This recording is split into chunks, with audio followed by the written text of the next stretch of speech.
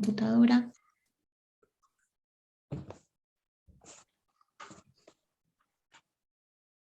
Bien, entonces, ahora sí. Estamos por arrancar la clase 9, si vengo contando bien. Hoy simplemente voy a cerrar uno de los temas que nos quedó pendientes de la semana pasada y quería hacer un mini comentario sobre el parcial y después, bueno, ya arrancan con los temas de hoy con Oscar. Simplemente quería mencionar que nos había quedado pendiente recuperar algunas nociones del texto de Teruggi. ¿Se acuerdan que estuvimos trabajando varias cuestiones sobre la expansión del lunfardo, de dónde surgen nuevas expresiones y demás? Y habíamos empezado a mencionar cuestiones que tenían que ver con cómo se percibe el lunfardo, cómo se lo valora o no, y demás. ¿Sí? Del texto de Teruggi, digamos, hay muchas cuestiones interesantes para recuperar. Solo por una cuestión de tiempo me voy a referir a la parte final de ese texto, ¿sí? Para no extendernos mucho más, que tiene que ver con en qué contexto o qué motivaciones puede tener el uso del lunfardo, ¿sí? Lo que Teruggi hace entonces es presentar una lista de contextos o situaciones en las cuales es posible usar el lunfardo, que tienen que ver con esto también que veíamos de Daniel Antoniotti en relación a pensar el lunfardo como un dialecto situacional y demás. Entonces, dentro de las posibilidades que menciona y considera Teruggi, tenemos cuestiones como expresar un código social o expresión de clase, mostrar bajo cultura, causar hilaridad. Digo, piensen en todos los recursos que vimos, eufemísticos, atenuativos, bueno, todo lo que tenía que ver con los personajes de historieta, los cambios metafóricos, todo lo que tiene que ver también con el vocabulario del tabú, por ejemplo, ¿no? Formas de llamar a los órganos sexuales y demás. Bueno, todos efectos o usos o expresiones del lunfardo que tienen que ver con la posibilidad de generar un efecto cómico o de risa. Bien, ni hablar de la noción de generar desprecio, sirven también para expresar crítica social, causar sensación de shock, establecer contactos y comunicaciones. Recuerden en este sentido un poco también lo que planteaba Antoniotti cuando dice, bueno, usamos lunfardo no solo cuando estamos en confianza, es decir, cuando ya tenemos un vínculo con nuestro interlocutor, sino también cuando lo queremos empezar a generar, ¿sí? Cuando yo quiero empezar a generar una relación de cercanía, de proximidad o de informalidad, la puedo crear justamente al usar el lunfardo y en ese acto también habilitar que el otro lo use. Bien, también lo podemos utilizar para efectuar descargas emotivas o reflejar modas lingüísticas, ¿sí? Y en este caso en particular, piensen todo lo que estuvimos diciendo la semana pasada del habla de los jóvenes, ¿sí? Un poco lo que estuvimos discutiendo a partir de las expresiones y las contribuciones que aparecen recopiladas en el texto de Google. Bien, también podemos usar el lunfardo para llenar vacíos lingüísticos, cubrir diversas situaciones o cualidades con un solo vocablo. Esto es interesante para pensarlo desde la traducción, por ejemplo, ¿no? La idea de que en lunfardo tenemos palabras que nos permiten caracterizar a personas, a caracterizar a situaciones, formas de decir, y utilizamos justamente esas expresiones porque dicen algo más, ¿no? Entonces, no es que yo no pueda, al revés, yo no podría caracterizar ciertos tipos sociales o ciertas actitudes si no es a través de esa palabra. ¿Sí? Estoy, por ejemplo, pensando en bicicletear, ¿no? O cajonear. Bueno, esas expresiones que son propias, obviamente, del lunfardo, tienen un sentido muy claro y no es lo mismo decir me están entorpeciendo un trámite o me están demorando algo que me cajonearon, no sé, que me salga la jubilación, por ejemplo, o la pensión o lo que corresponda. Bien, podemos también halagar la idiosincrasia nacional, denotar presiones o influencias del extranjero, hablar a un inferior, perdón, o divertir a un superior. Y esto también es interesante en función de lo que decíamos recién, ¿no? De la posibilidad de generar una relación de cercanía cuando incluso hay una relación jerárquica, ¿no? Entonces, uno puede generar una relación de proximidad hablando en lunfardo con el inferior, ¿sí? O el inferior puede intentar generar un vínculo de mayor cercanía al usar el lunfardo con un superior. Bueno, ni hablar de que podemos provocar irritación o enojo, que se puede mantener secreta alguna cosa, un poco como decíamos recién, ¿no? El uso eufemístico y la reelaboración de ciertas palabras que tienen contenido de tabú, y ni hablar de demostrar ternuras, sentimientos o sentimentalismos. La realidad es que muchas veces no estamos utilizando una de estas funciones de manera aislada, sino que pueden aparecer varias en simultáneo, ¿sí? Pero de nuevo, la idea es que con el lunfardo no solo estamos hablando del mundo, sino que estamos expresando un contenido emocional, ¿está bien?, que no necesariamente se puede recuperar mediante el uso del español general. Bien, entonces esto era lo que quería terminar de recuperar del texto de Teruggi. Es un texto muy lindo que tiene un rastreo histórico muy interesante sobre las valoraciones, las defensas y las críticas de los argots, y en particular del lunfardo. Y con esto cerramos lo correspondiente a las unidades 4 y 5. ¿Sí? Y ahora dejo de compartir pantalla. Y antes de pasar a cederle la clase a Oscar, quería recordarles que mañana es la fecha límite de entrega del parcial. Si alguien lo va a entregar y tiene algún problema y no llega a entregarlo mañana, por favor avísenos antes, ¿sí? Mande un mail diciendo: estoy por entregar el parcial, se me rompió la computadora, no sé, no me anda el celular, lo que sea, pero estoy orientada a entregarlo. Primera cuestión. Y segunda cuestión, cuando nos mandan el archivo, por favor pongan el nombre en el nombre del archivo, ¿sí? Pongan Bor, bueno, no mi apellido, ¿no? Pero digo, pongan, no sé, el apellido de ustedes, tal cual, porque es semana de parciales en muchas universidades y no queremos tener muchos trabajos que sean parcial, TP, para entregar, versión final. Así que por favor acuérdense de poner su nombre. Bueno, eso es todo lo que yo tenía para terminar de cerrar lo que nos quedó de la semana pasada. Así que te cedo la palabra. Muchas gracias. Bueno, ¿cómo andan? ¿Descansaron de mí estas 2 semanas? ¿Todo bien? Bueno, vamos a retomar la parte final del programa, que contiene 2 unidades. Una es sobre el lunfardo en la literatura en general, y otra es, que supongo que les interesará más específicamente, el lunfardo en el tango, el lunfardo en la letra del tango. Así que hoy vamos a empezar, si ustedes miraran, lo puedo compartir, me tenés que dar permiso, André, para compartir la pantalla. Me tenés que nombrar coadministrador. Si ustedes mirasen el programa, como lo vamos a mirar ahora, Trucu, verían que la unidad 6 se denomina, ¿lo están viendo? Sí. La literatura lunfardesca. Tiene ahí varios puntos. Uno, el lunfardo en la literatura argentina. Sobre eso hay un trabajito mío para leer. Es una cosa breve, eran 11 páginas, ¿no? Una cosa de panorama. Luego tenemos 2, la poesía lunfarda y la poesía lunfardesca. 3, versos rantifusos, de Felipe Fernández Yacaré. La Crencha Engrasada, de Carlos de la Púa. Semos Hermanos, de Dante Alighieri. Sangre de Suburbio, de Iván Diez. Bueno, y así sucesivamente con otros puntos, ¿no? Para que más o menos lo pesquen un poco.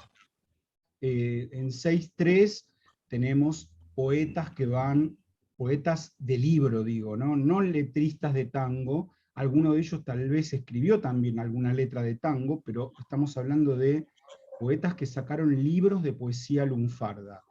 Tenemos libros entre 1916 y, aunque este es sin fecha, porque el libro de Iván Díez, Sangre del Suburbio, no tiene fecha, presuponemos que puede ser de 1935 o 1936. Luego viene una tanda que dice otros poetas lunfardescos. Bueno, aquí tenemos poetas que publicaron libros con versos lunfardos a partir de finales de la década del 30, comienzos de la década del 40 y hasta fin del siglo, más o menos. Quizá todavía un poquito más, hasta 2000 y pico, 2010 incluso. Y ahí tenemos, entre los antiguos a Bartolomé Aprile, por ejemplo, un tipo que murió en la década del 50 o 60, pero que produjo bastante en la década del 30. Luego ya hay autores que están publicando en la década del 30 y del 40 y del 50, como Álvaro Yunque, Alcides Gandolfi Herrero y José Pagano. Luego hay, bueno, un poeta que está entre los 50, los 60 y los 70, muy famoso, muy conocido en su momento, muy talentoso y muy admirado también, Julián Centella. Y a partir de la tanda siguiente hay autores que empezaron a publicar en la década del 70, como Daniel Giribaldi, Nida Cuniverti, Orlando Mario Punzi, Ricardo Stuni, Héctor Negro, Roberto Selles, Luis Ricardo Furlan. Todos ellos infelizmente fallecidos. Digo porque fui un poco amigo de los últimos 5, todos fueron miembros de la Academia Porteña del Lunfardo y he tenido relaciones cercanas, y se han ido muriendo. Punzi y Ostuni murieron antes de 2010, Héctor Negro creo que en 2012 o 13, Roberto Selles en 2015, Ricardo Furlan en 2017 o 2018. Y algunos poetas lunfardescos vivos son Luis Alposta, gran poeta lunfardo y letrista de tango, Martina Iñiguez, Otilia da Veiga, Carlos Casellas. Las edades de estos poetas que trabajan todavía escribiendo poesía lunfarda van de los 80 y algo, de Alposta y Otilia, 70 y algo de Martina y 60 y algo de Carlos. Ahora sigo, pero lo que quiero que vean es que, si bien sobre este tema vamos a hablar lo que queda de la clase de hoy y tal vez un poquito más de la próxima, todo esto valdría la pena verlo en un curso entero, ¿no? Quiero decir, con mucho detalle, con más tranquilidad. De todas maneras, lo que quiero decirles es que todos los autores mencionados, todos, aparecen incluidos con 1 o 2 o 3 fragmentos de su obra, en el caso de los poetas con 2 poemas cada uno por lo menos, todos en nuestra antología. O sea que si ustedes quisieran ver, bueno, cómo escribe Yacaré, cómo escribe Selles, cómo escribe Félix Lima, pueden ir y mirarlo en la antología. Solo que, bueno, yo lo que hago es elegir más bien alguno que otro tema de todos estos que aparecen acá, hablar de eso en esta clase de manera puntual y un poco más general de todo lo demás, que es lo que estamos haciendo ahora, ¿no? Bueno, concluido el tema de los poetas, aparecen los autores costumbristas en el punto 6.6. Ahí están incluidos Félix Lima, Juan Francisco Palermo, Santiago de Allegri y Enrique González Tuñón. Claro. En 6.7 aparecen los periodistas que escriben el lunfardo en sus columnas. Ahí están Roberto Arlt, Las Reason, Miguel Ángel Babio Esquiú y Diego Lucero. En 6.8 pasamos a los autores de teatro que usan el lunfardo, son básicamente autores de sainetes, entre ellos Carlos Mauricio Pacheco, Florencio Sánchez, José González Castillo, Alberto Bacareza, el último, el más importante de los saineteros argentinos. En 6-9 tenemos el lunfardo en la novela, La muerte del pibe Oscar, novela de 1926 de Luis Villamayor, y en 10 tenemos el lunfardo en la literatura actual, el largo poema, porque es un poema que se llama El guacho Martín Fierro, de Oscar Fariña. Lo que hace ahí Fariña es tomar el Martín Fierro como modelo, el Martín Fierro de Hernández, y escribir, en lugar de la historia de un gaucho del siglo XIX, la historia de un villero de comienzos del siglo XXI. Ese es el guacho Martín Fierro, ¿no? Como verán, acá hay, bueno, mucha cosa, ¿no? Mucha cosa. En la antología de textos de las que les hablaba, tienen ustedes la tercera parte dedicada a los poetas y la cuarta parte dedicada a prosistas y dramaturgos, o sea, autores de viñetas o cuadros costumbristas, de columnas de prensa, de piezas de teatro, de novelas, o esta obra un poco sin parangón, sin igual, de Fariña, que curiosamente no es argentino, sino paraguayo, pero un paraguayo que vivió en algún momento en una villa de emergencia en Capital, y entonces conoce al dedillo la escenografía que pinta en su largo poema. Voy a empezar hablando de un tema que casi nadie conoce, y entonces me da ganas hoy este curso hablarles de esto. El tema es la novela La muerte del pibe Oscar, de Luis Contreras Villamayor.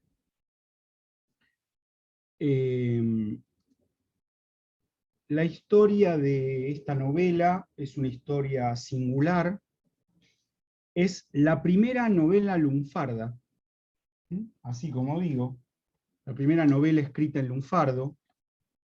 Acá está publicada, esta es una edición reciente, por supuesto, que hice yo en el año 2015.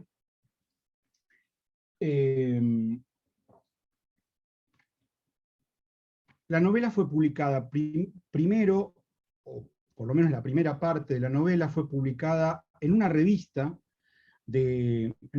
policial llamada Sherlock Holmes en el año 2013. Revista policial que contenía casi en cantidades equivalentes noticias policiales de la Argentina y del mundo, alguna que otra investigación periodística cuando se trataba de algún crimen muy resonante. Los diarios, la revista también le daba prensa a eso, y tenía algún cronista investigando los hechos, fotógrafos sacando fotos de cadáveres o de cosas horrorosas, ¿no? Explotación de niños, trata de personas, bueno, cosas por el estilo. Pero en la otra mitad, y todo aparecía bastante mezclado, lo que había en la revista era directamente literatura. En general, folletines por entregas, novelas publicadas por entregas, que iban apareciendo semana tras semana. Algunas extranjeras. El propio Sherlock Holmes aparece, los propios textos de Conan Doyle, del autor británico, aparecen contando las historias de Sherlock Holmes. Otros, como alguien que estuvo un poco de moda de vuelta este año, por una serie de Netflix, el ladrón Arsenio Lupin, Arsenio Lupin se escribe, bueno, las historias de Arsenio Lupin, y varias por el estilo, escritas por autores estadounidenses, ingleses o franceses, pero también algunas de autores argentinos, ¿no? Así era la revista, y en esa revista empieza a publicarse este texto por parte de Luis Villamayor en marzo de 1913. Lo que sucede con ese texto es que queda inconclusa la publicación porque aparentemente se cierra la revista. Y, es decir, no hay más ejemplares de la revista si quedamos por sentado todos los investigadores que hemos trabajado con la Sherlock Holmes, que cerró, ¿no? Y entonces solo llegó a publicar los 5 primeros capítulos de su novela La muerte del pibe Oscar. ¿Quién era este señor Villamayor?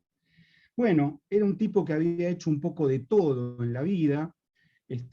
Había trabajado de niño y de jovencito en el campo, básicamente haciendo labores de campo y sobre todo trabajando con caballos. Después había trabajado en la Marina de Guerra. Después fue comisario en alguna zona del conurbano, porque al tener manejo de armas y haber estado en la Marina, eso era algo habitual, ¿no? Que alguien que por ahí en la Marina había llegado a suboficial, después lo nombraban comisario en un pueblo, ¿no? Pero su trabajo más importante y el que más le duró en la vida, más de 25 años, fue el de ser guardia cárcel. Entró al cuerpo de guardia cárceles a fines del siglo XIX, y permaneció allí unos 20 y pico de años trabajando, cuidando presos, básicamente, ¿no?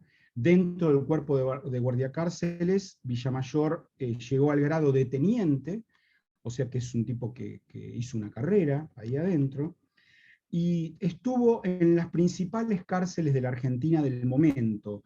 2 que estaban en Capital, que son la famosa cárcel de Caseros, que ha sido desactivada hace bastantes años, está en la zona de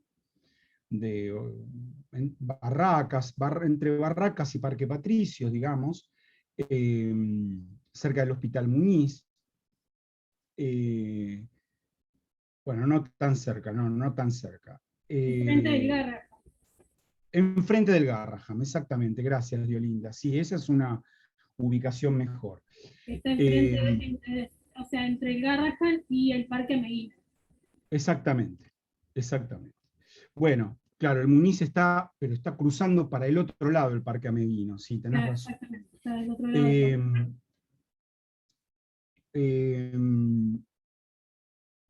Me re perdí ahora con esto. Bueno, la cárcel de Caseros es donde filman la serie, esta serie que ve todo el mundo, de presos que transcurren en la cárcel. Tumberos. No, Tumberos. El Marginal. Tumberos es una de ahora, ¿eh? El Marginal. El Marginal, sí, Diolinda, gracias. Sí, El Marginal. Perdón, bueno. pero yo vivía a 2 cuadras de ahí cuando la estaban filmando, así que... Perfecto, bueno. Veía todo el movimiento. Bien, perfecto. Bueno, esa es la cárcel de Caseros. La otra cárcel importante que había en Capital es la Penitenciaría Nacional, que quedaba en Las Heras y Coronel Díaz, para que se ubiquen. Ahora es el Parque Las Heras. Bueno, en esas 2 cárceles se desempeñó Villamayor, y además laburó algunos años también en la cárcel de Ushuaia, que también está desactivada y cerrada, y que existe como museo en todo caso ahora, ¿no? Se la puede visitar, una cárcel legendaria. Ahí estuvo preso el Petiso Orejudo, una gran cantidad de presos políticos. Alguien dice que en un momento lo llevaron a Gardel, joven. Yo creo que no. ¿Cómo? Radowinski también estuvo preso ahí. No, Radowinski estuvo en la Penitenciaría Nacional, o me estoy equivocando. Para mí se había escapado. Es el se había que escapado. Sí, que se escapó del sur, me parece que se tiraron en una balsa a escapar, creo. Bueno, no me recuerdo eso no lo recuerdo. Sé que fue fusilado en la Penitenciaría Nacional. Sí. Como Di Giovanni, sí. Claro, sí. Sí, sí, varios anarquistas corrieron esa suerte. Bueno, Sí, en esas tres, Arte escribió, ¿no? Sobre eso, justo Arte escribe exactamente, sobre el fusilamiento, sí. sí, sobre el de Di Giovanni, exactamente. Fue testigo directo Roberto Arte de eso. Bueno, Villamayor conoce en la cárcel, es un tipo, para empezar, muy preocupado por las condiciones de las cárceles. Él dice que si las cárceles son como están siendo, estamos hablando de un tipo que escribe esto en 1910, hace 110 años, que si las cárceles son así como están siendo, esto no va, porque las cárceles no son lugares donde los presos puedan cambiar su vida, aprender un oficio como tiene que ser, para que cuando salgan se puedan reintegrar a la sociedad. Habla además de cómo se abandona a una buena parte de la infancia pobre, de los niños pobres. Está muy preocupado por estas cuestiones. Habla, por supuesto, contra los llamados correccionales de menores, que en aquella época no eran estatales, estaban en manos de la iglesia, de los curas. Y es un tipo, en un sentido, bastante progresista, y en otro sentido, lo que él dice es, si en una cárcel no hay cierto orden, si no hay talleres donde puedan trabajar los presos y aprender el oficio de panadero, de carpintero, etcétera, no estamos haciendo por ellos lo que hay que hacer, etcétera, etcétera. Bueno, eso por un lado. Por otro lado, parece ser que él conoce en la cárcel a un famoso delincuente llamado Oscar Gache, y que Gache le cuenta la historia de su vida,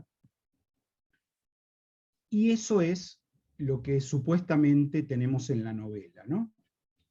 La historia de este pibe Oscar, el pibe Oscar Gache, célebre excruciante, dice la tapa de la novela, el título de la novela. El excruciante es el ladrón que roba entrando a un lugar, a una casa, a un local, rompiendo una puerta, rompiendo una ventana. Eso es hacer un escruche, ¿no? Hacer un escruche es romper una abertura para ingresar a un lugar. Bueno, esto fue tomado, la posteridad, quiero decir, tomó esto como, lo digo, como una novela, no como algo que fuera cierto. Está narrado, además, como una novela, pero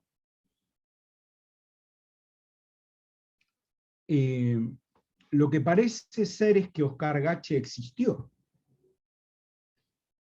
¿Qué problema teníamos con este texto? Bueno, el primer problema es que es un texto legendario que se citaba siempre y no lo teníamos a mano.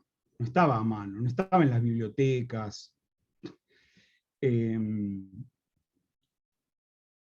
¿Qué sucedió? Bueno, cuando él estaba publicando eso por capítulos en la revista Sherlock Holmes y cierra la revista, por unos largos años no tenemos más noticias, hasta que en 1926,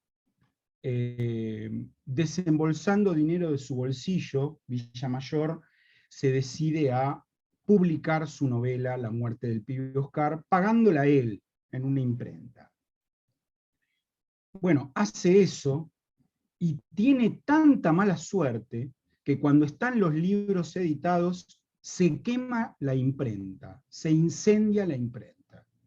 Y sobreviven entonces muy poquitos ejemplares de esa novela. Muy poquitos ejemplares. No sabría decirles cuántos, pero evidentemente muy pocos.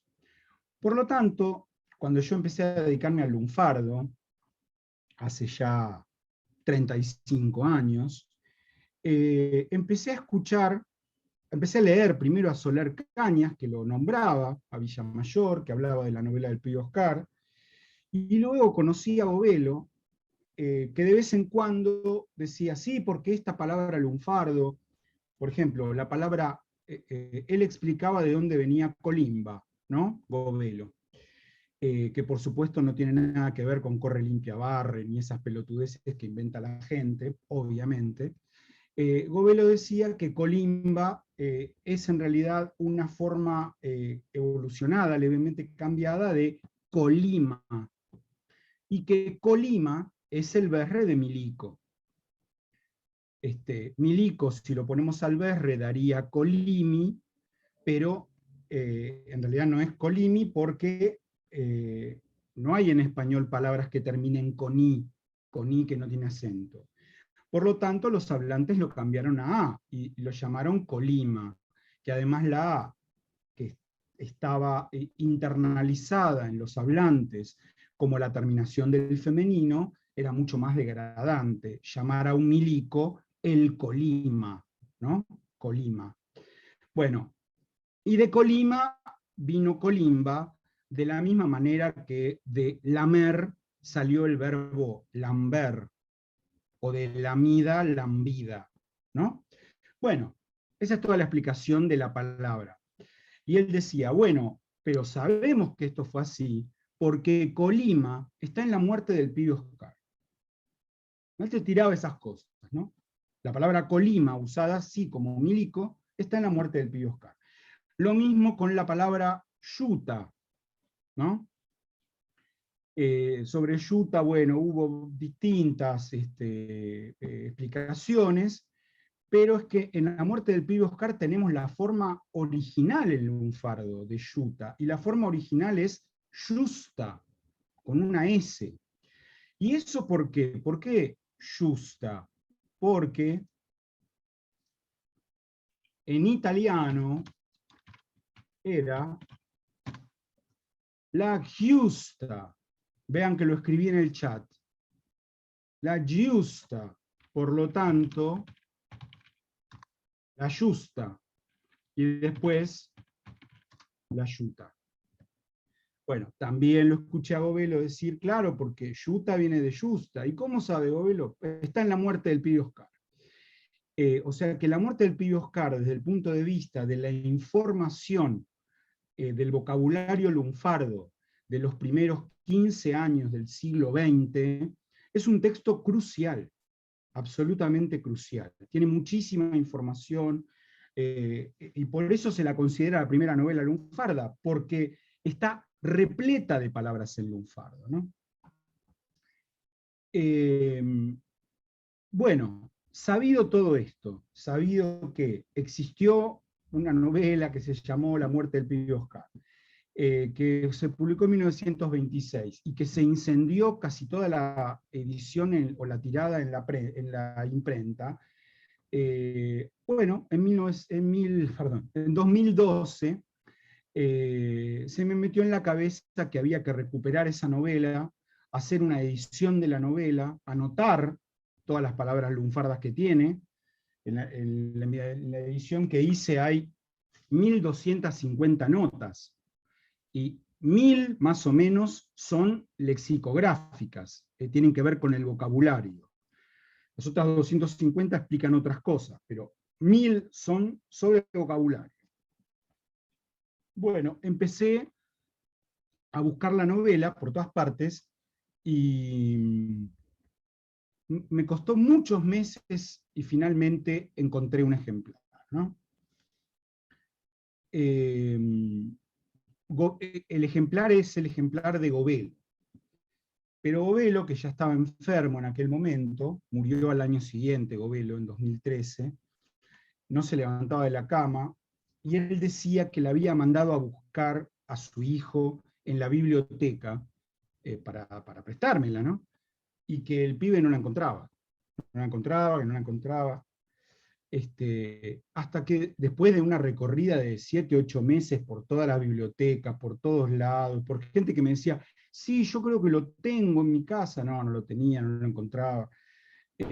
Bueno, un día lo llamo a Gobelo y le digo, mire, José, si usted no la tiene, se perdió para siempre la novela, porque no hay más, no está. Bueno, eso fue un domingo a la tarde, ¿no?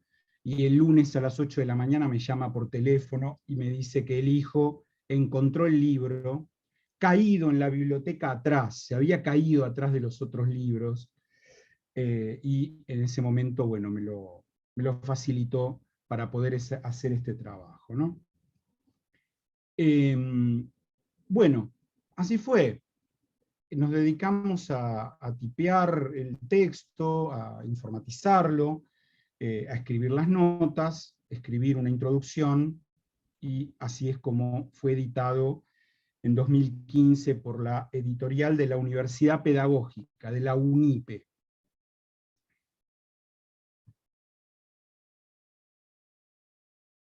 La novela se llama La muerte del pibe Oscar, pero bueno, ciertamente lo que cuenta es la vida del pibe Oscar, ¿no? Más que la muerte.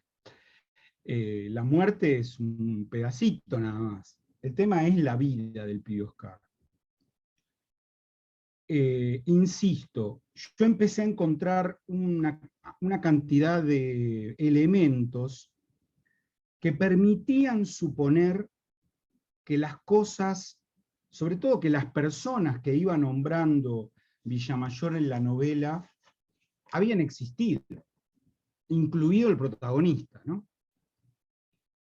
Encontré, por ejemplo, en la misma revista Sherlock Holmes, un artículo de Villamayor del año 1900, perdón, el artículo es de 1911, pero él contaba que esto que les voy a decir ahora había sucedido en 1909. El artículo se llama La mafia criolla.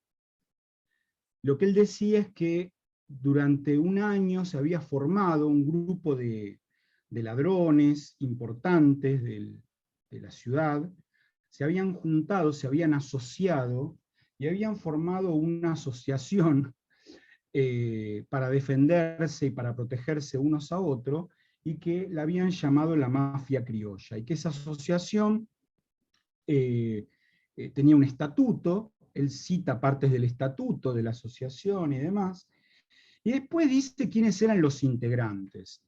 Y en la revista aparecieron las fotos de algunos de esos ladrones, que evidentemente eran personas reales, ¿no? Aparecen unas 6 fotos, él dice que, bueno, nombra como a 15 tipos, pero aparecen algunas fotos. Bueno, el vicepresidente de la mafia criolla era el pibe Oscar, según esa nota. Y esa nota, insisto, Villamayor la publicó 2 años antes de publicar su novela, La muerte del pibe Oscar. Ese era un elemento. Otra cosa es que Villamayor menciona como un lugar de reuniones de esta mafia criolla el boliche, un boliche que estaba en el Abasto, que era mitad almacén, mitad bar, mitad cantina, digamos, para comer algo. El boliche de un ex ladrón ya retirado, que igual estaba, tenía de amigos a todos los ladrones del momento, llamado Don D de dedo, ¿no? Don D, así. Y que Don D no lo nombraba, ¿viste? Porque el tipo, vivían todos estos tipos cuando él escribió la nota, ¿no? Aunque él la firma con seudónimo, pero de todas maneras. Resulta que en La muerte del pibe Oscar aparece un tipo que tiene un boliche en el Abasto, bla, bla, bla, bla, al que va siempre el pibe Oscar a morfar, que se llama Don Drope. Drope es el BR de Pedro, ¿no? El nombre Pedro. Don Pedro, Don Drope. Bueno, así que yo me quedé pensando, bueno, acá luego se señalan un par de fugas con fechas en la novela. Se habla de una fuga de la cárcel de Caseros, que tuvo lugar en 1909, en mayo de 1909, un año antes de los festejos del centenario. se menciona quién era el director de la cárcel, se dan datos así de la realidad, ¿no? Dentro de la novela. Y luego más adelante se habla de otra fuga, pero creo que esta fue frustrada, mayo de 1911, de la Penitenciaría Nacional. Lo cierto es que, bueno, en la novela se mencionan a criminólogos, porque en el medio de algunos capítulos Villamayor se vuelve a criticar a los criminólogos modernos, que dice que la ciencia de ellos parece que saben un montón, pero que eso no sirve para dirigir una cárcel, que dirigir una cárcel es otra cosa, que es una cosa muy compleja y muy difícil. Después nombra a políticos del momento, nombra al director del cuerpo de bomberos, porque el cuerpo de bomberos en ese momento en Buenos Aires eran los que tenían la obligación de cuidar los límites de las cárceles. O sea, eran como los guardianes de la cárcel en el exterior de la cárcel, ¿no? Nombra al jefe de la policía, nombra a los directores del servicio de investigaciones, o sea, la policía secreta. Son todos nombres reales, ¿no? Nombro otros tipos que parece que existieron también. Bien, entonces yo tenía la idea, había hablado con Govelo de esto varias veces, y él me decía, bueno, parece que el Pío Oscar existió, pero en realidad no hay ninguna prueba contundente de que haya existido, porque no sabemos, ¿no? Bien, publiqué el libro en 2015. Y entre 2016 y 2017, no me acuerdo ahora, buscando otra cosa, llego a una revista insólita, la revista del Gaucho Relámpago. ¿Escucharon hablar del Gaucho Relámpago? El Gaucho Relámpago tenía una orquesta, una rondalla en realidad, una especie de orquesta. Primero, el tipo era un italiano, ¿no? Era un inmigrante italiano, pero se había criollado tanto, se sentía tan criollo que se vestía de gaucho, vivía en la capital, no en el campo, vivía acá en la capital. Se vestía de gaucho y cantaba payadas, canciones criollas. Bueno, actuaba con esta orquesta. En un determinado momento saca esta revista, que yo no la conocía, parece que salieron solamente 4 números, la revista El Gaucho Relámpago, abre una... Upa.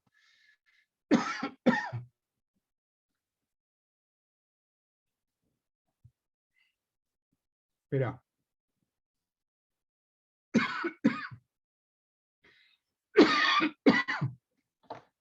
Me atraganté, me parece como con alergia.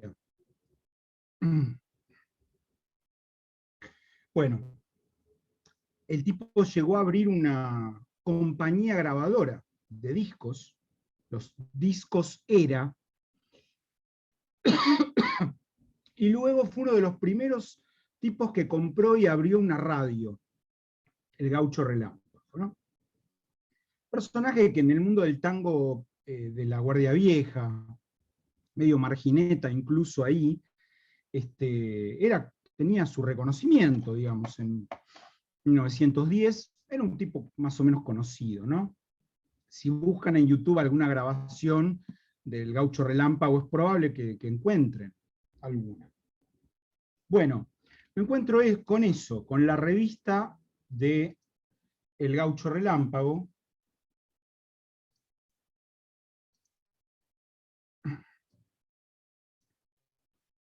que les voy a mostrar ahora.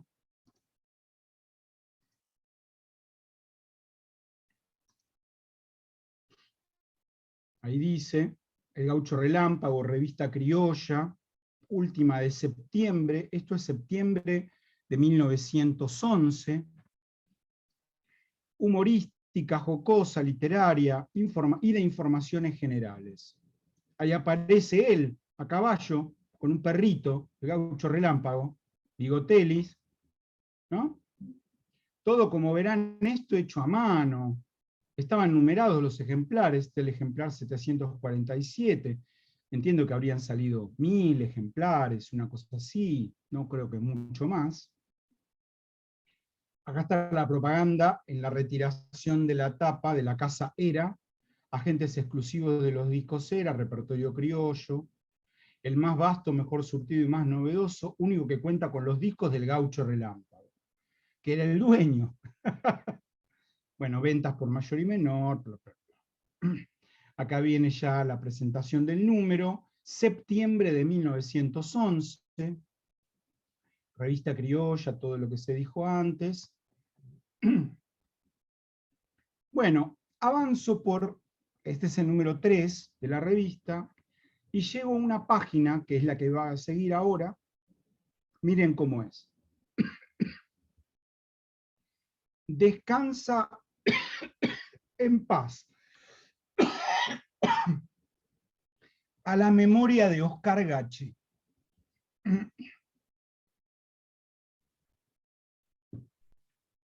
O sea, la memoria de este delincuente famoso, conocido como el Pibe Oscar.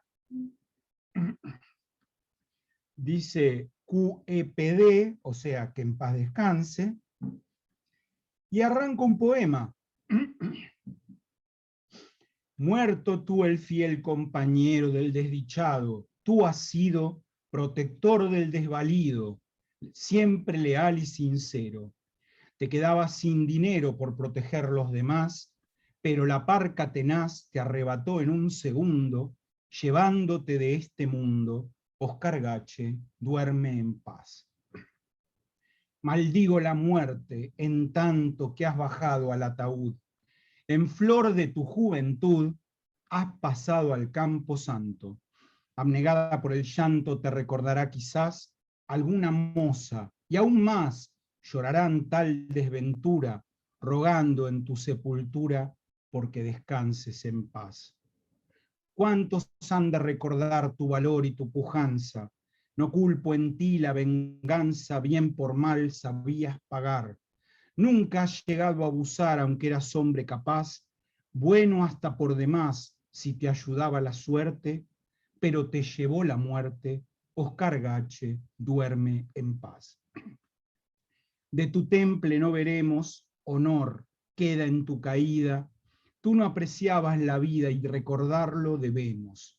Tú arriesgabas bien, sabemos que obrando eras perspicaz, no se olvidará jamás tu nombre de la memoria, y si has llegado a la gloria, Oscar Gache, duerme en paz. O sea, un poema que da a entender, si esto es de septiembre de 1911, que en el mismo septiembre, o en agosto, o en julio de 1911, este hombre había muerto. Y esto está bastante en consonancia con la idea que yo había sugerido en el libro, en la introducción de La muerte del Pibe Oscar, sin conocer este documento. Yo decía, bueno, si en marzo de 1913 se empezó a publicar una novela llamada La muerte del Pibe Oscar, y adentro de la misma novela se dice que el Pibe Oscar participó de una fuga frustrada en mayo de 1911, entre mayo de 1911 y febrero de 1913 tuvo que haber muerto, porque si no la novela no se va a llamar La muerte del Pibe Oscar, en todo caso se habría llamado de otra manera, pero no La muerte. Bueno, esto que encontré corrobora entonces dos cosas. Primero, que efectivamente vivió el tipo, efectivamente existió un tal Oscar Gache. Las cosas que dice el poema, donde se lo ensalza como si fuera un Robin Hood, digamos, ¿no? O sea, no hay duda de que el tipo era un ladrón, pero se dice que ayudaba a los pobres, que ayudaba a todos los necesitados, que protegía a los desvalidos. Bueno, y varias de esas cosas aparecen en la novela. Efectivamente, cuando Villamayor va contando cosas que suceden en la novela, cuenta ese tipo de episodios también, ¿no? En otros momentos cuenta, bueno, otras cosas, no sé.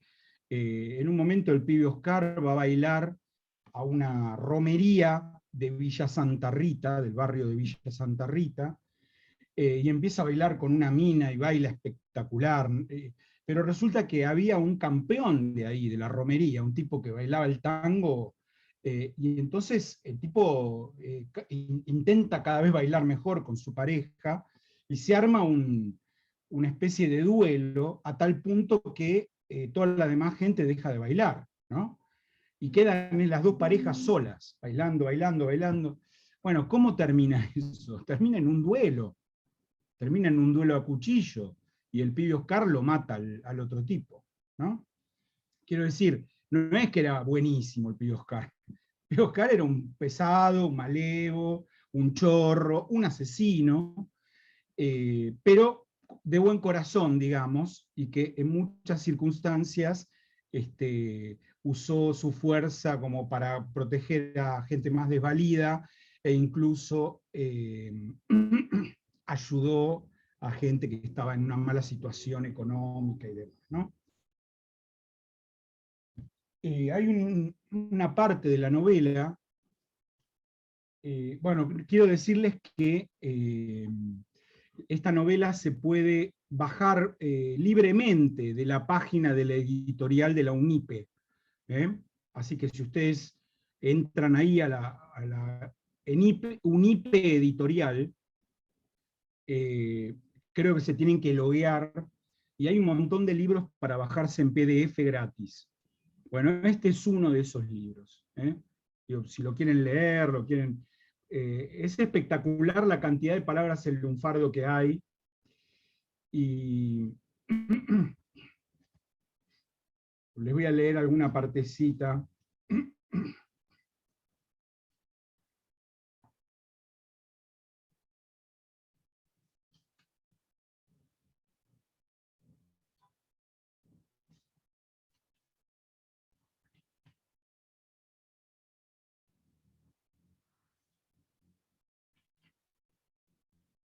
Perdón, pero antes les quiero contar brevemente cómo es la historia del personaje, ¿no? El pibe, bueno, vive en un conventillo, con hermanitas, con un padre y una madre que laburaban, estaba todo el día solo, lo mandaban a la escuela, pero muchas veces él se escapaba, no iba. Después necesitan guita en la casa, empieza a laburar de canillita, y empieza a trabajar en la madrugada, ¿no? De canillita. Por lo tanto, a la noche se junta con otros pibes más grandes, los pibes le enseñan a jugar por guita, por moneditas, a hacer juegos así por guitas, se entusiasma con eso, un día afanan una cosa, otro día otra, hasta que una vez, a los 11 años, va a robarse 2 quesos de un almacén, y lo agarran. Bueno, cuando lo agarran, va un juez de menores, el juez le da como condena 6 meses en un correccional, insisto, un correccional regenteado por sacerdotes católicos, y resulta que, claro, él se rebela contra todo, porque todo es una injusticia. Los pibes que están ahí adentro, primero, que son más grandes que él, lo fajan, hasta que él aprende a defenderse y empieza a cagarlos a palos él a ellos, porque además era un pibe bastante grandote para su edad. Se tiene que morfar las cosas que les hacen los celadores. Bueno, la cosa es que por mala conducta no lo van dejando salir, ¿no? Y al tipo que lo condenaron 6 meses, y esto es lo que dice Villamayor, termina saliendo del correccional a los 18 años. Cuando sale a los 18 años, sale convertido en un perfecto delincuente, porque adentro le enseñaron todo. Los compañeros le enseñaron a hacer todas las maldades del mundo, y entonces el tipo sale, arma una banda, un borrego de 18 años, él arma una banda con gente más grande que él, y salen a robar, y eventualmente a matar. Si no queda otra, a matar también, ¿no? Bueno, un poco esa es la historia, la novela tiene muchos vericuetos, va y viene, hay persecuciones, la policía lo persigue, se escapa por el techo, otra vez va a la casa de una mina en un barrio, en el barrio de Las Latas, ahí al lado de la quema, y también lo va a buscar la policía, se mete adentro de un barril, y no lo encuentran, logra zafar, después se tiene que ir a Brasil, escapado para que no lo encuentre la policía, después se va a Uruguay, lo enganchan, lo meten en canas, se escapa de la cárcel en Uruguay, vuelve para acá, lo sigue buscando la policía, se va a vivir a Quilmes, y dice, bueno, me fui a vivir a un pueblo, a Quilmes, es un pueblo, un pueblito chiquitito, Quilmes. Crucé el riachuelo en un barco a las 2 de la mañana, a la noche, me cruzó un barquero y me fui a Quilmes, ¿no? Bueno, cosas así. Pero lo que Villamayor resalta todo el tiempo son estas dos cosas.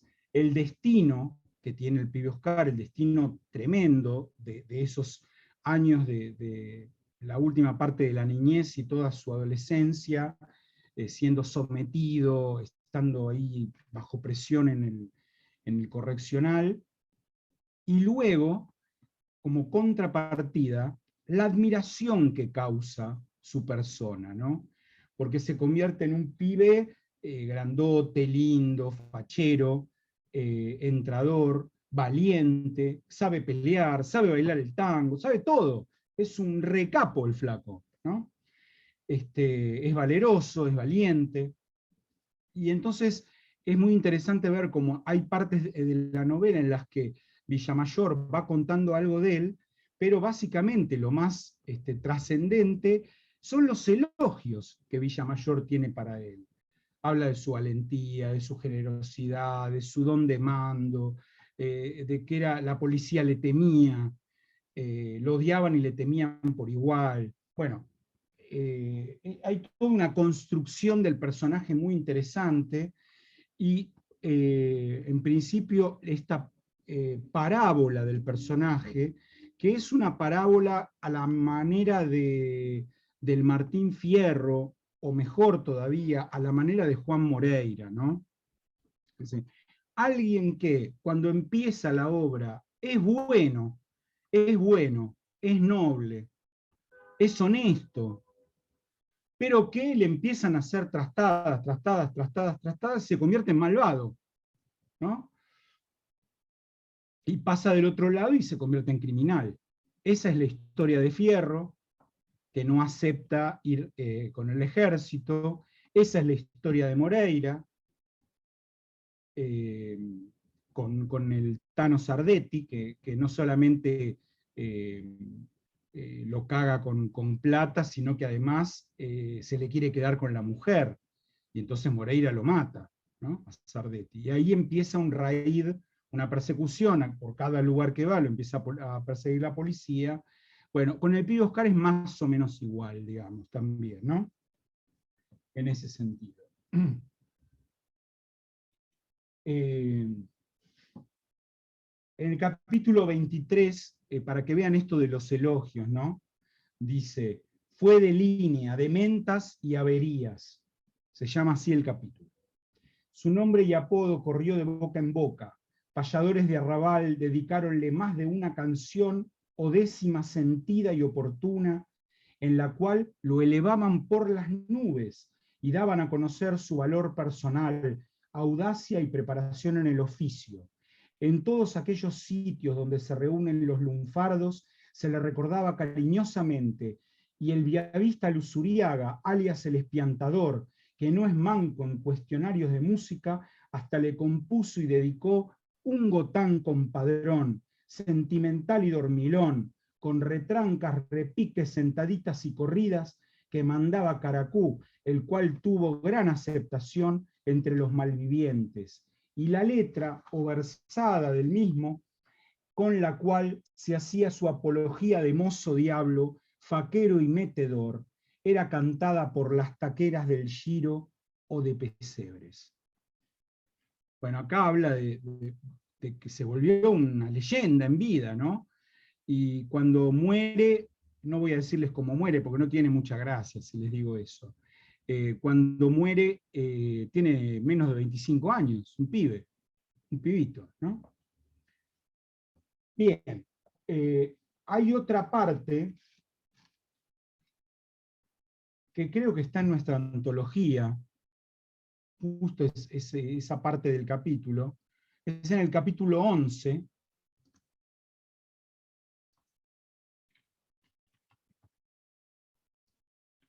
que se llama Corazón de lunfardo.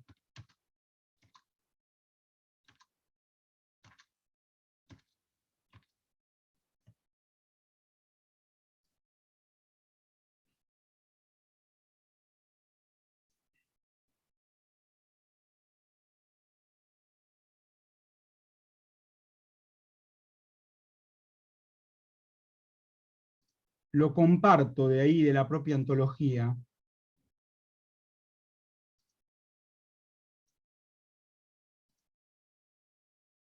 Estoy en la página 83 de la antología. 83.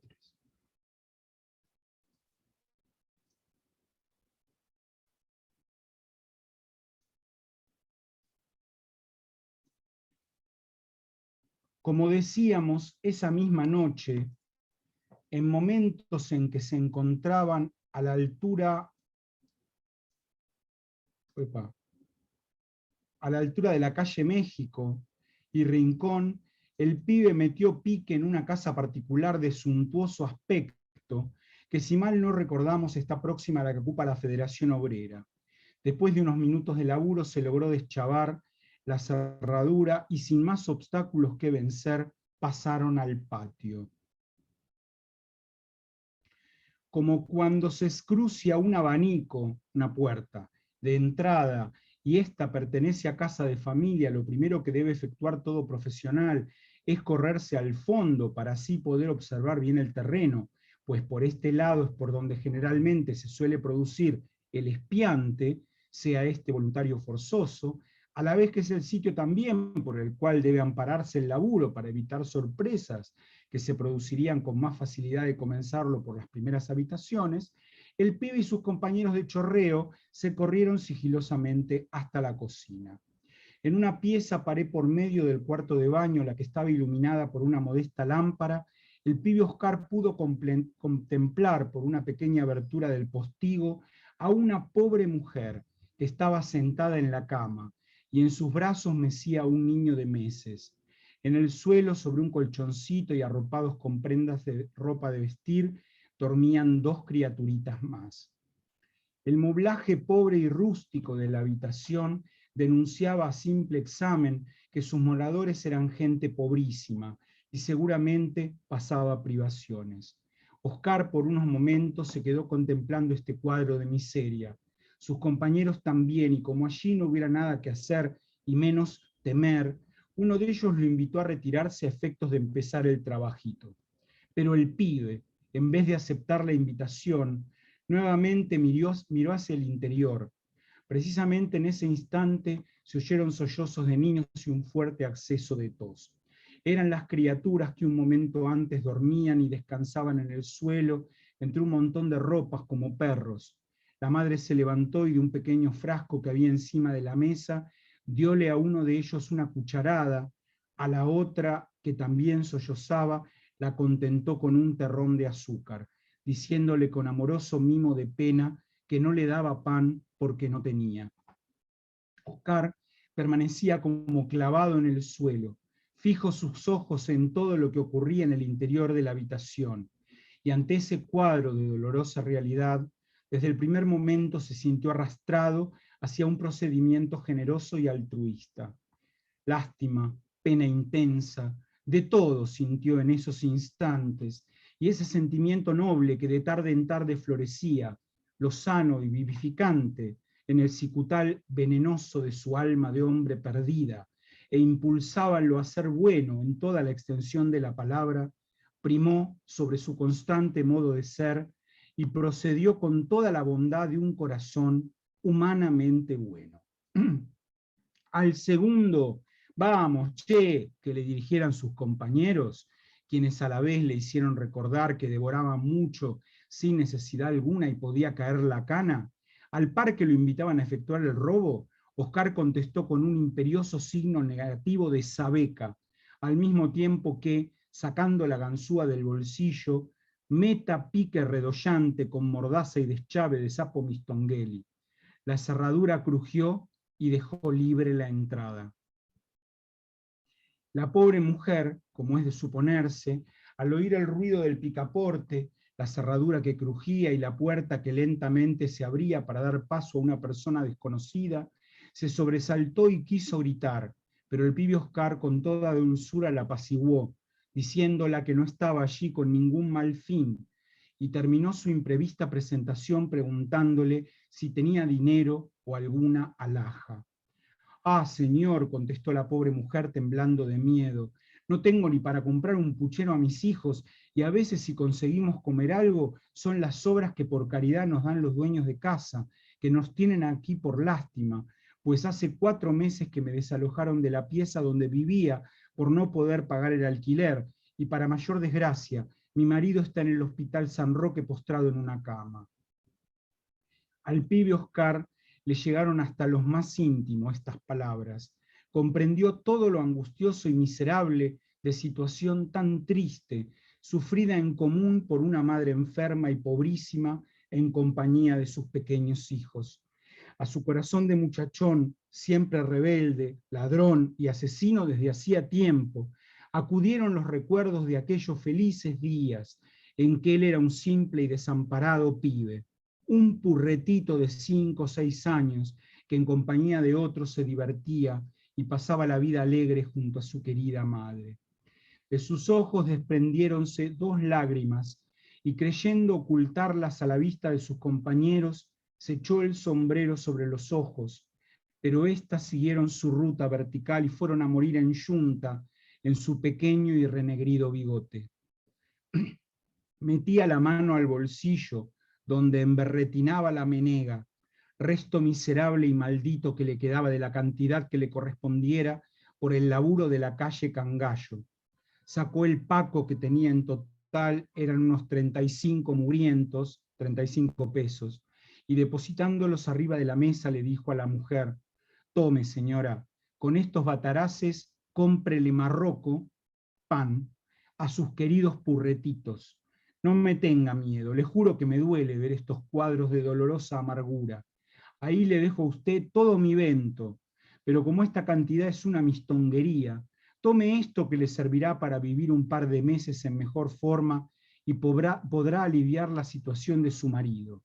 Y el pibe Oscar se sacó del dengue pichibirro, un dedo, un zarzo con luciérnaga, anillo con un brillante solitario, que hacía como 3 meses le había regalado una mujer de la vida que por él se interesaba, cuyo valor estaba calculado en 3.000 mangos, y agregó para finalizar: yo soy un ladrón, un canalla, quizá mucho más, pero Dios ha querido que hoy mi corazón, como otras veces, aunque no lo hace muy seguido, fuera bueno y me impulsara al arrepentimiento.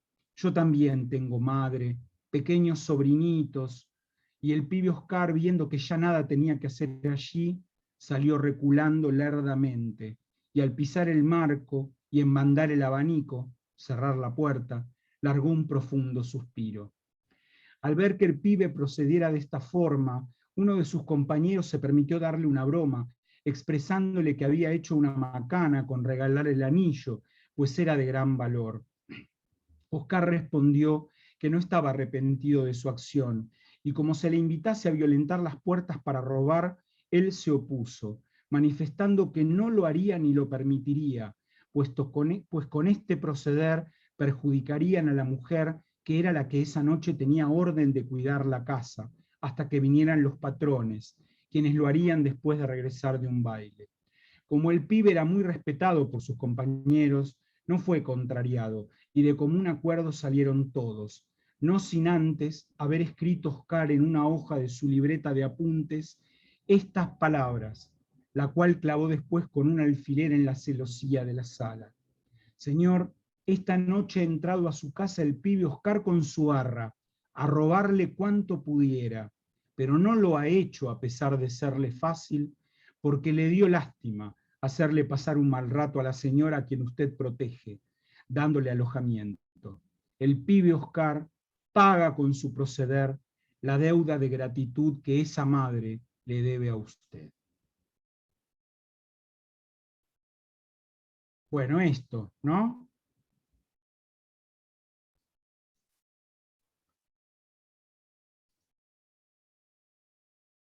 Capo, el pibe Oscar, ¿no? Muy bien.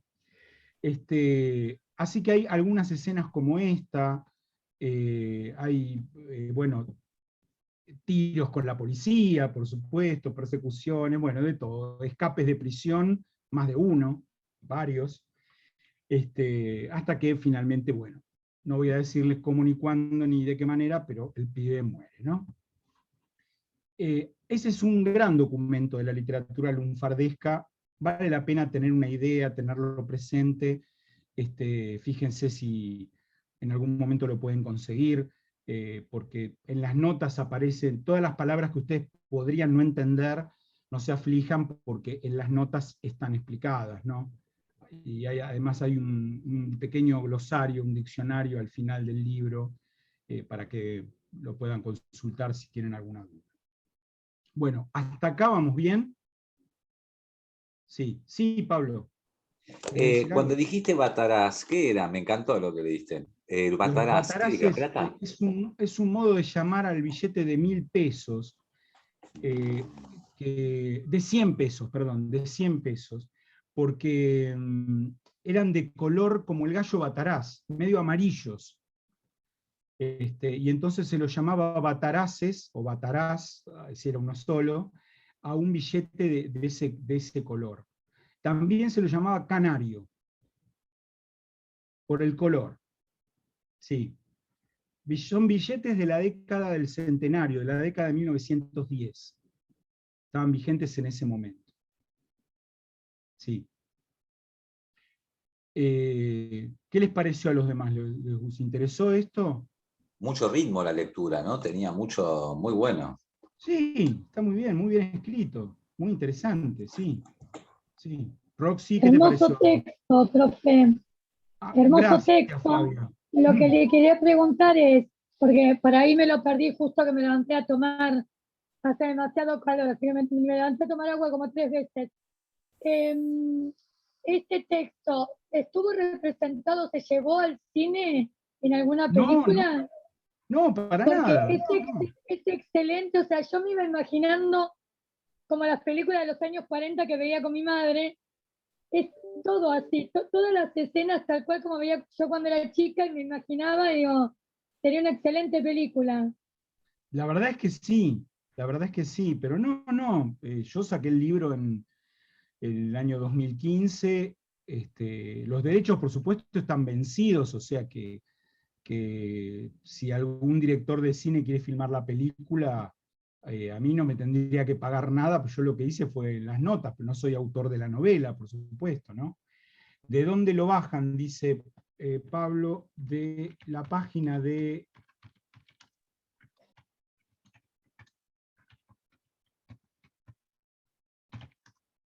Unipe Editorial Universitaria, de esa página. Si alguien tiene algún problema, escríbanos un mail y vemos si se lo podemos ayudar. ¿Eh? Roxy, ¿a vos qué te pareció?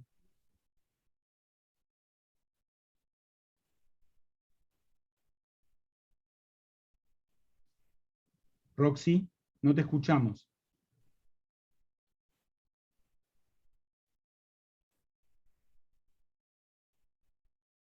Estás muteada.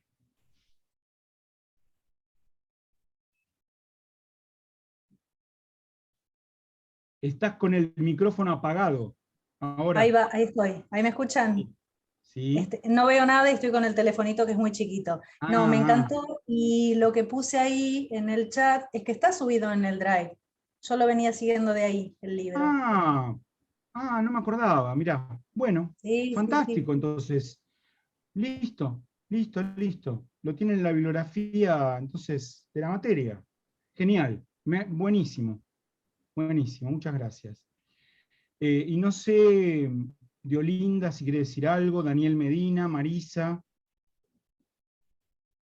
mí me pareció como fuerte, o sea, muy fuerte.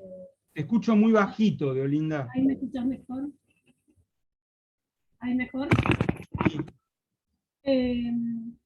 Nada, que es muy fuerte el relato, cómo está descrito, las palabras que usa, la forma, ¿no? de redactarlo, hace que sea un relato fuerte, sentido, ¿no? O sea, Sí. me causó o sea, me pareció muy fuerte bien, digo, ¿no? O sea, me encantó. Sí, Bien, sí. buenísimo, qué suerte, qué suerte. La Daniel verdad Medina, que ¿estás ahí? no tenía ni idea que, o sea, he Hola. leído de esa época, pero no tenía ni idea de este autor, nada. No, claro, muy poca gente lo conoce. Es Sí, buenísimo. sí. Sí, Daniel, ¿qué te pareció a vos? No, sí, yo me hice la película en la cabeza porque me pareció muy crudo, me pareció excelente también, así que no, nada más por decir que es. Bueno, bien. ¿Y Marisa, estás ahí? Sí, sí, lo escuché, profe, lo seguía con la vista. No, es fuerte, como dicen los compañeros, y bueno, qué lástima también que todo esto no se pudo llevar a, como preguntó la compañera, a una escena, ¿no? A una película. Pero bueno, Todavía puede suceder. sí, puede suceder, es verdad, eso puede suceder, pero Bueno, muy, muy apasionante. Lo que podemos hacer es hacer conocer el libro, ¿no? Más allá Bueno, de la película, digo, sí, claro. está Por bueno supuesto porque que sí. Además, digamos, porque tiene una actualidad escalofriante, las cosas que escribe Villamayor ahí, ¿no? Fuera de la historia del pibe Oscar, las ideas que tiene Villamayor con relación a la niñez abandonada, bueno, hay un montón de lugares de correccionales o de asilos de menores que parece que en lugar de privilegiar que los pibes bueno, se eduquen, estudien, aprendan un oficio, en lugar de privilegiar eso, parece que se privilegiara que ahí se droguen todavía más que afuera, que conozcan cosas horribles de la vida y terminen al salir como presos más feroces y menos compasivos, menos humanos que como entraron, ¿no? Lamentablemente vemos tantos hechos de violencia en ese sentido que hoy, y sabemos que la vida en las cárceles, más allá de las novelas que nos puedan presentar como Tumberos, como El Marginal, bueno, sabemos que son realidades bravísimas y espantosas, ¿no? Obviamente espantosas. Bueno, luego de haber visto esto,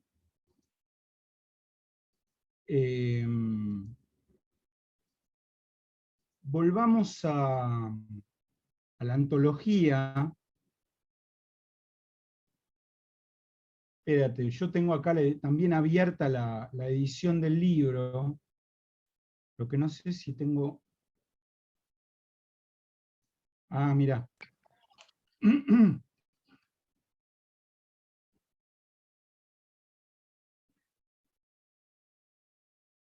Bueno, igual ustedes ya lo tienen ahí, tienen ustedes lo pueden bajar a disposición, ¿no? No, sí iba a mostrar alguna imagen final del libro, pero pueden buscarlo solos eso.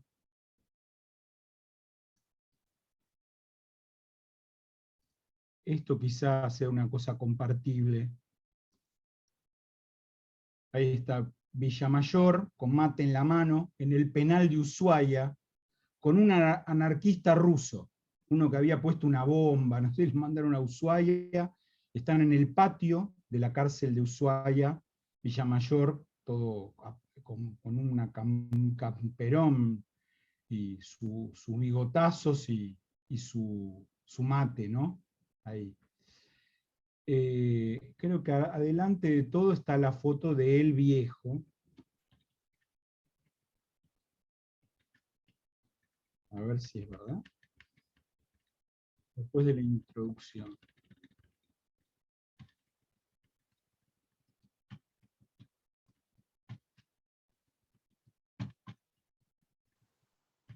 Profe, ¿y su libro también está ahí para ver algunas páginas o algo?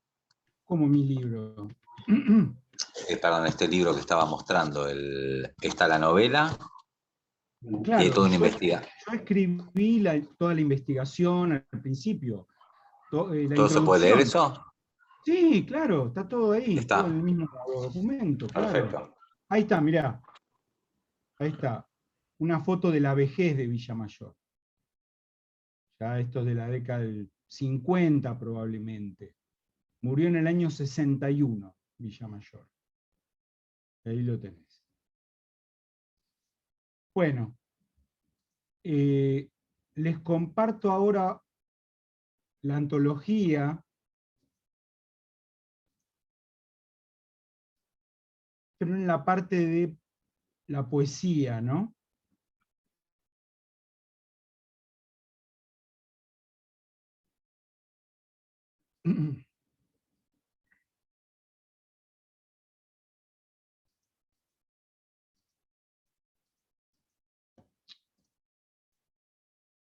Bueno.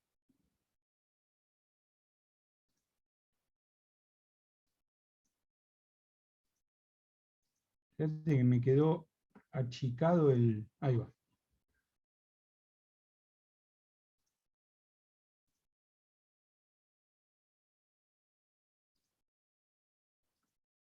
En la antología, página 34, poetas lunfardescos, acá como para que vean,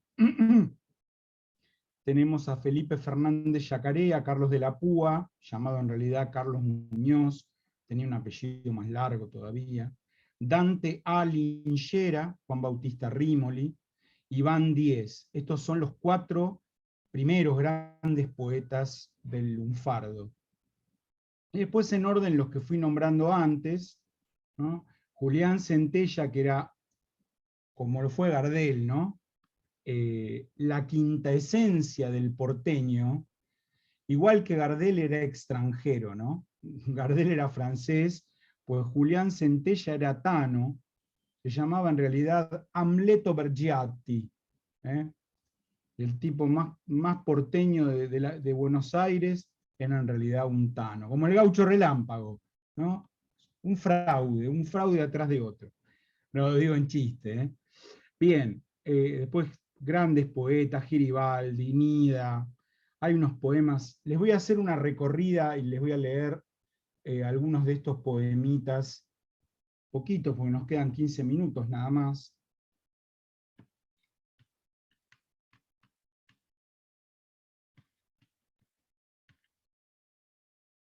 Acá tenemos un poema muy lindo de Carlos de la Púa,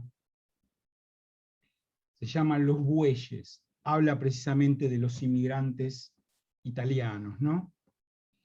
Vinieron de Italia, tenían 20 años, con un bagallito por toda fortuna, y sin aliviadas, entre desengaños, llegaron a viejos sin ventaja alguna. Mas nunca a sus labios los abrió el reproche, siempre consecuentes, siempre laburando. Pasaron los días, pasaban las noches, el viejo en la fragua, la vieja lavando. Vinieron los hijos, todos malandrinos, vinieran las hijas, todas engrupidas. Ellos son borrachos, chorros, asesinos, y ellas, las mujeres, están en la vida. Y los pobres viejos siempre trabajando, nunca para el yugo se encontraron flojos, pero a veces sola cuando está lavando, a la vieja el llanto le quema los ojos.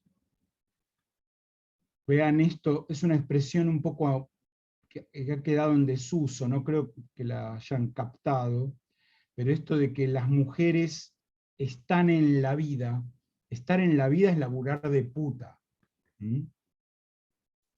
Así que ellos son todos asesinos y ellas son todas prostitutas. Y los viejos, mira, todo el sacrificio, toda la vida laburando, mirá lo que les pasó, ¿no? Bueno, esa idea. Después, este es muy lindo. Packard.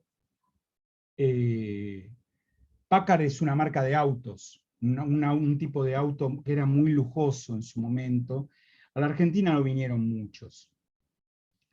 En los años 60, cuando Edmundo Rivero empezó a sacar discos llamados En Lunfardo, tiene En Lunfardo volumen 1, volumen 2, volumen 3, bueno, musicalizó algunos poemas de estos autores antiguos del lunfardo, y uno de los que musicalizó es este, cortito, Packard, ¿no?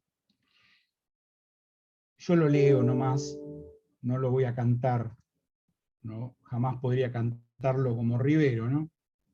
Era una mina bien, era un gran coche, era un Packard placero, era una alhaja, auto que siempre trabajó de noche, llevando siempre la bandera baja. Pero un día la droga la hizo suya, y en vez de cargar nafta, echó morfina, y cerrando el escape por la bulla, se fajaba de bute en cada esquina. Ayer la vi pasar, iba dopada, y me sentí yo, kurda, un santo Asís. Y al ver que de su pinta abacanada, pinta que fuera de auto de parada, solo queda, cual resto de chocada, con los 4 fierritos del chasis. O sea, la destrucción de una mujer que era lindísima, era joven, bella, todo, y empieza a consumir droga y termina así, ¿no? Esto es de 1928. Muy bien, tenés en lunfardo, muy bien Pablito. Tiene el disco ahí, perfecto. Bueno, tenemos Dante Alighieri, algún autor un poco más.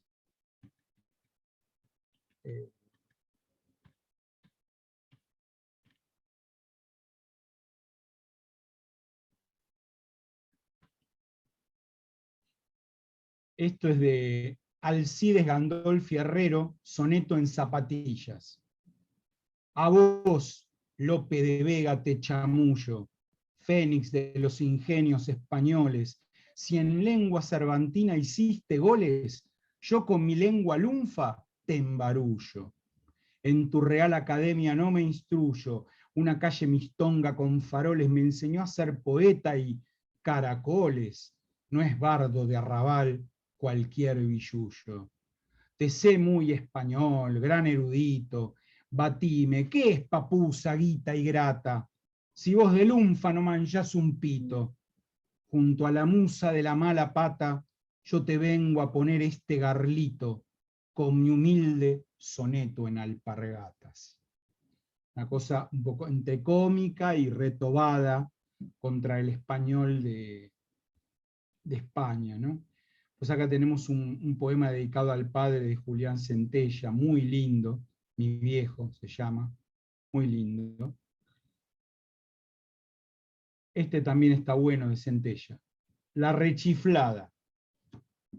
Siempre te rechiflás por cualquier cosa, la broncás y te da por el ataque.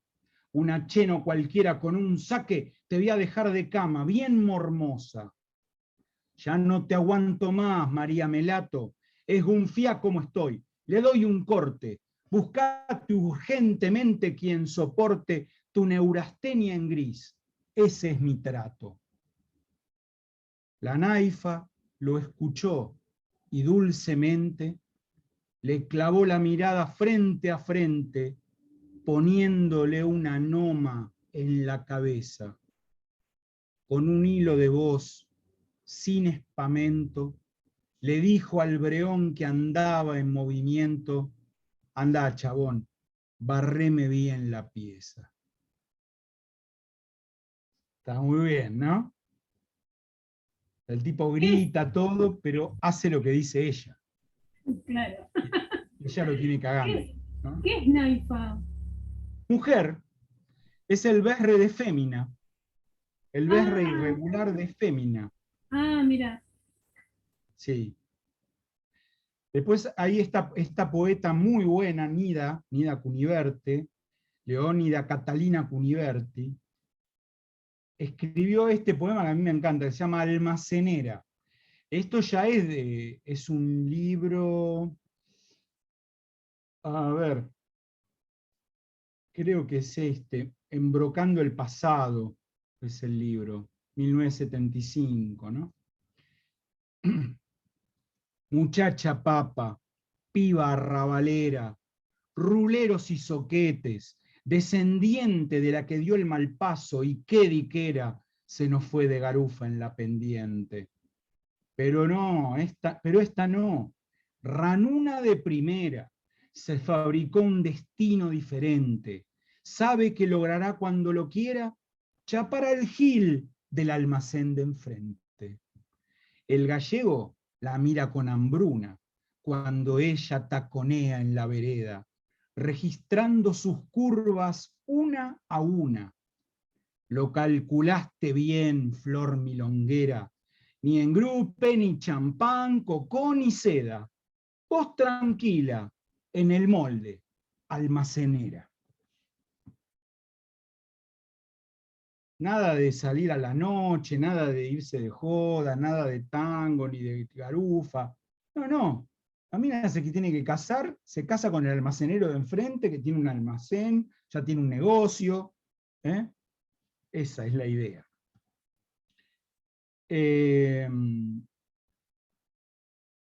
Después, no sé si conocen esto, es bastante conocido, aunque el autor nunca publicó nada, nunca publicó un libro, digamos. Enrique Otero Pizarro, fue juez, abogado, bueno, fue de todo el tipo, y escribía poemas con el seudónimo de Lope de Boedo, ya que nombré a López de Vega recién, Lope de Boedo, ¿no? Y tiene algunos poemas lunfardos con pasajes del Nuevo Testamento. Por ejemplo, multiplicación. 5 panes, 2 peces, solo eso. Un bullón de ranera milladura, para esa merza de jotrava dura, que iba a la torro sin pelar ni un hueso. Escracho noble, grilo sin un peso, el lungo, que era el trompa en su ternura, partió las pocas migas con la pura fraternidad del que no tiene un queso. Si oyó un sereno y manso, tenga mano, y el ñorce, con su porte altamirano, sencillamente así, sin banderola, como quien anda al bardo o no hace nada, le fabricó marrocos a carrada y más pescados que la campañola. Es el episodio de la multiplicación de los panes y los peces. El ñorce es Jesús, ¿no? El ñorce, antes el trompa, el patrón. Muy lindo. Después tiene muy lindo que se llama Dos ladrones. Hay 3 cruces y 3 crucificados. En la más alta, Aldiome el Nazareno. En la de un Win lloraba el grata bueno, mangándole el perdón de los pecados. Escracho torvo, dientes apretados, mascaba el otro lunfa, el duro freno del odio, y gargajeaba su veneno con el estrilo de los rejugados. ¿No sos hijo de Dios? Dale, salvate. ¿Sos el rey de los moilles? Descolgate. ¿Por qué no te bajás? Andá, che guiso. Jesús ni se mosqueó, minga de bola, y le dijo al buen chorro, estate piola, que hoy zarparás conmigo al paraíso. Y ya llegando al final, sé que me quedan pocos minutos, me busco unos poemas muy lindos de Otilia da Veiga, la actual presidenta de la Academia Porteña del Lunfardo. El primero se llama La Mutante. Esto escrito hace pocos años, ¿no? La Mutante. La rinoplastía fue por narigona, porque tenía prominente el naso. Con las lolas escasas, por si acaso, se podía enmendar la silicona. Como el trasero chato de Centona me la jugué, sin trampa ni escolazo, y con la calma del que fuma un faso, me banqué el bisturí lo más campeona. Después me puse lentes de contacto, azules, verdes, según fuera el caso. Hoy me pulo la piel cada 3 meses, uso crema importada por el tacto, y me siento una diosa del Parnaso, aunque viva batiendo estupideces. Y Carlos Casellas, un muy buen poeta, también miembro de la Academia Porteña del Lunfardo, les leo este poemita y con esto terminamos hoy. Se llama Cosas del Destino. Dice: aburrida del tedio y del maltrato, lo engrampó con el hijo del portero. Una noche de rabia y desespero, después de una sesión de pugilato. Parece ser que el ñato, con chamullo de labia y embustero, la jugaba de camba y de lancero, y la Nami se hartó del candidato. Se puso el vestidito de ir a misa, y con bronca precisa salió para encamarse con cualquiera.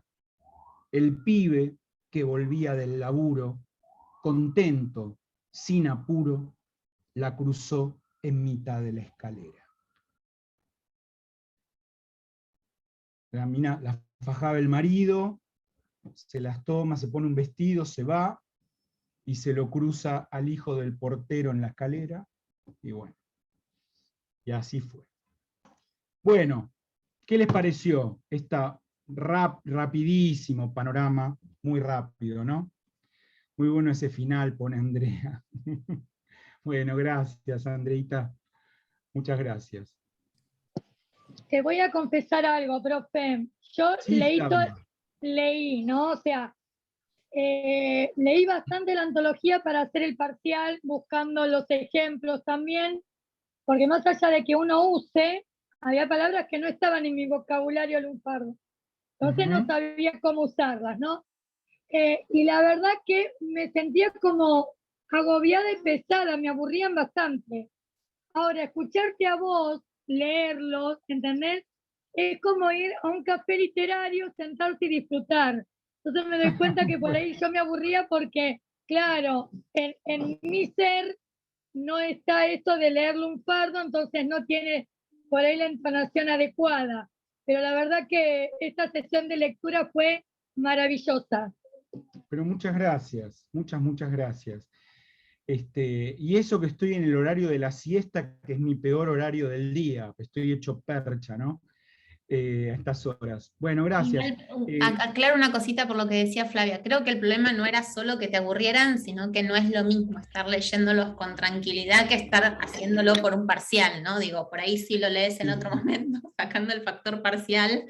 Digo, estoy pensando en vacaciones, lectura recreativa, digo, como una lectura, uno puede buscar incluso las letras de tango con sus tangos, digo, como se puede hacer todo un trabajo ahí también, ¿no? De trabajar con esos textos.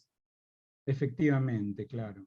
Bueno, la próxima clase vamos a arrancar hablando ya de esto que introduce Andrea, que es, vamos a hablar ya del lunfardo en el tango. En la antología hay una enorme cantidad de tangos, tampoco tenemos el tiempo para ver todo eso, pero la gracia es que veamos algunos, ¿no?